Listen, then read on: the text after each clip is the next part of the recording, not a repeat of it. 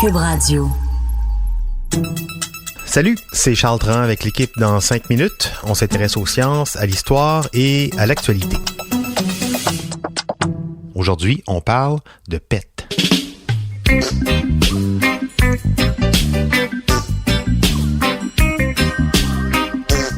Dans son unique roman publié, Serge Gainsbourg raconte la vie imaginaire d'un peintre d'origine slave, Evgueni Sokolov, qui doit son succès de peintre à ses vents.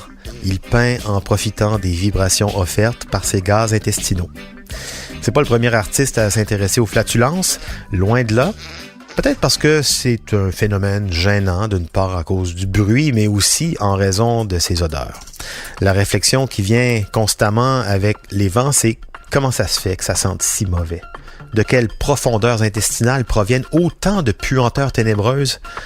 Eh bien, ma collègue Hélène Lorrain s'y est intéressée de près.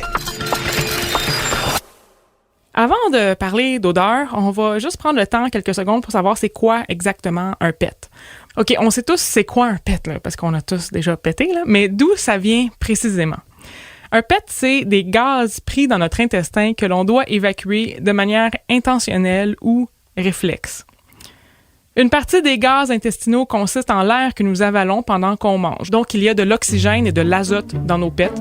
Ces deux gaz-là ne sentent rien, donc tout va bien pour le moment. Il y a une petite partie des gaz intestinaux qui est produite par la décomposition bactérienne de la nourriture qu'on mange. C'est tout un party de gaz là, qui est issu de ce processus. On retrouve notamment du dioxyde de carbone, de l'hydrogène et du méthane. Ça, c'est 3 autres gaz inodores, donc tout va toujours bien. Mais dans les gaz intestinaux issus de la décomposition bactérienne, il y a aussi des gaz sulfurés. Ce sont eux les grands responsables des mauvaises odeurs des pets. Mettons des noms sur ces coupables, le sulfure d'hydrogène, le méthanthiol et le sulfure de diméthyle. Le sulfure d'hydrogène sent les œufs pourris, le méthanthiol rappelle le chou pourri et le sulfure de diméthyle sent un mélange de chou cuit et d'algues au soleil. Ça a l'air bon.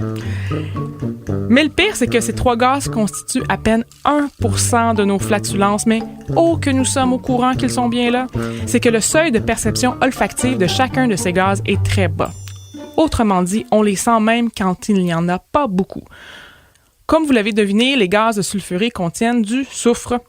Or, certains aliments sont plus riches en soufre que d'autres et nous font produire plus de sulfure d'hydrogène, de méthanthiol et de sulfure de diméthyle dans nos pets. En vrac, comptons le chou, le brocoli, le chou-fleur, les œufs, le lait, le fromage, les légumineuses et la viande rouge.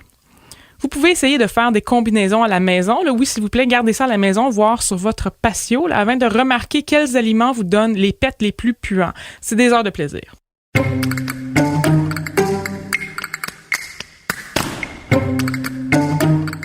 D'autres aliments font davantage péter, même si l'odeur n'est pas en jeu. En général, les carbohydrates et les aliments riches en fibres font plus péter. La logique, c'est que plus la digestion prend son temps, plus les bactéries ont le temps d'accomplir leurs besoins et donc plus elles produisent de gaz. En vrac, dans les aliments carbohydrates, il y a les légumineuses, encore un fameux duo donc, l'avoine, les pommes de terre, les choux de Bruxelles, les pâtes et bien plus. Mais vous l'avez donc généralement compris, les aliments qui sont bons pour nous font péter et même nous font péter en odorama majeur. Comme la mort et les taxes, on ne s'en sort donc pas.